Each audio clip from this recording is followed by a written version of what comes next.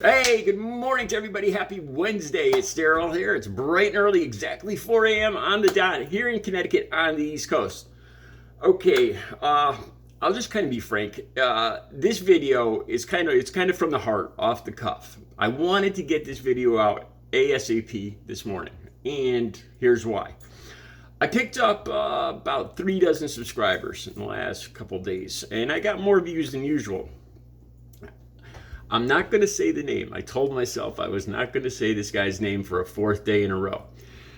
And I've never done this before, but I talked about this guy 3 days in a row now. So today, I wanted to make sure I did a video early and about something totally different so that the new viewers don't think that I'm a one-trick pony.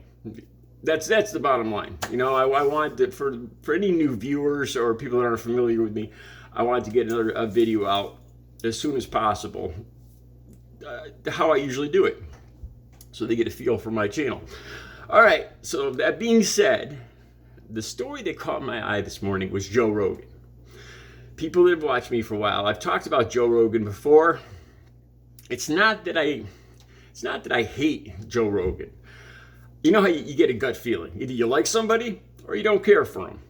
I'm sure a lot of people don't care for me, and that means I'm doing something right. But anyway, it's not like I feel like Donald Trump. I have a strong, an aversion is putting it lightly.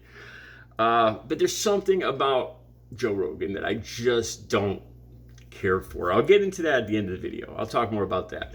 But there's a story, the link will be down below. He had a prediction about the 2024, I think this is just in the last 24 hours on his show. He had a prediction about the 2024 election, where he said that the Democrats got a good chance of winning in 2024 if they use this candidate who is particularly articulate and intelligent. So that, of course, man, that I got to admit that was a good lead. That got my attention. Probably gets your attention. Guess who he was talking about? Michelle Obama. He said if the Dems come out with, and this. I assume that usually an incumbent runs again, usually. If Biden doesn't run again, Republicans will jump all over that. If he does run again, they're going to jump all over that. I like Michelle Obama. I really like Michelle Obama. She's intelligent. I love her. She seems genuine, and she seems compassionate, intelligent, articulate, just like he said. So Rogan says that Democrats got a good chance of winning with Michelle Obama and Kamala Harris. I don't do that on purpose. I can't say her name. I have a mental block. I'm not doing that on purpose. And he said, but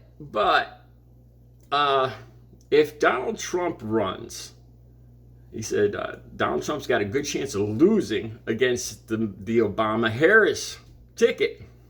But if Trump picks, this is all Rogan's forecasting. If Trump picks Ron DeSantis from Florida as his vice president, then he might have a good chance of beating that ticket. It's interesting. This is one of the times where Joe Rogan said something that captures my attention. I agree with him. That would be an interesting ticket. Here's the thing, though. I believe I would vote for the Michelle Obama Harris ticket in a second. I would because I'm ready for that. I'm a progressive, and I grew up with women. I don't have a problem with diversity. I think diversity is what made America great, and I would vote for in a second. But there's a thing with women. A lot of women, like women in my family, the women in my life, I'm always amazed by this. They don't seem to have the same relationship with each other as men do. Men kind of usually have a brother-brother relationship. A lot of the guys that I didn't get along with, I got in fist fights with, and then we were best friends. We got a weird dynamic with guys. It's kind of establishing a hierarchy, but we usually end up backing each other up. Women don't seem to do that. Women seem, I hope I don't get taken to task for this. I'm sure I will.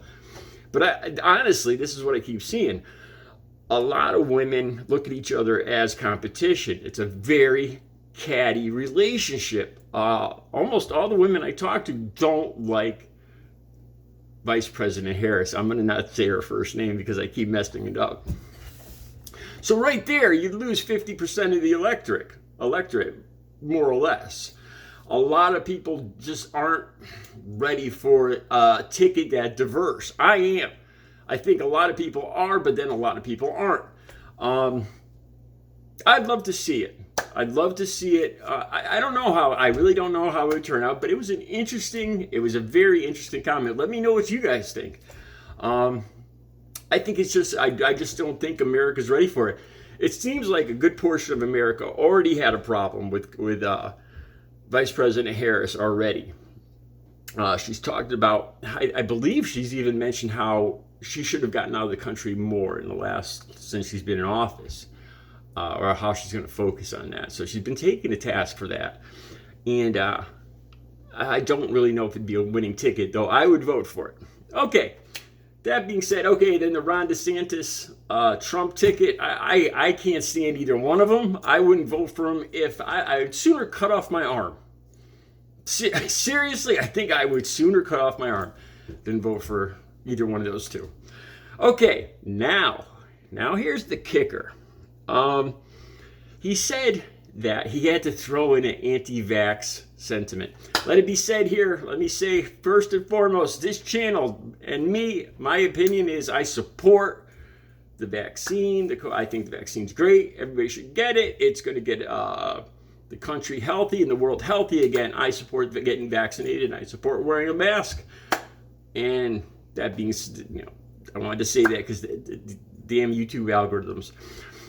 But this is what he said. He said as long as the Democratic ticket doesn't push the mandates and the vaccines, that they'll win. So Rogan had to throw in his own brand of anti-vaxxer. I don't even know if I could say that on here. Nonsense into the mix. I am not buying that. The people that have been watching my channel, I watched my ex-girlfriend, my best friend. Well, I couldn't actually watch her. I couldn't even see her. She couldn't have anybody next to her in ICU. Just coming up on 5 months ago, she passed away. And she was against the vaccine. And now she's gone, and she passed away on a COVID-related pneumonia. And it was a horrible, horrible passing. Yes, I support the vaccine. So Joe Rogan, as usual, this is why I think there's just something about him. I think he's not as, I think he's nefarious. I think he's a little smarter than he lets on. All right, and the other reason I don't like him, I've gotten into this before, I'll just touch briefly on it, the MMA stuff. I am not a fan of MMA. Like I've said before, I won't get too much into this, but because he's still in that MMA stuff, whenever I watch, I love boxing because to me boxing's a sport.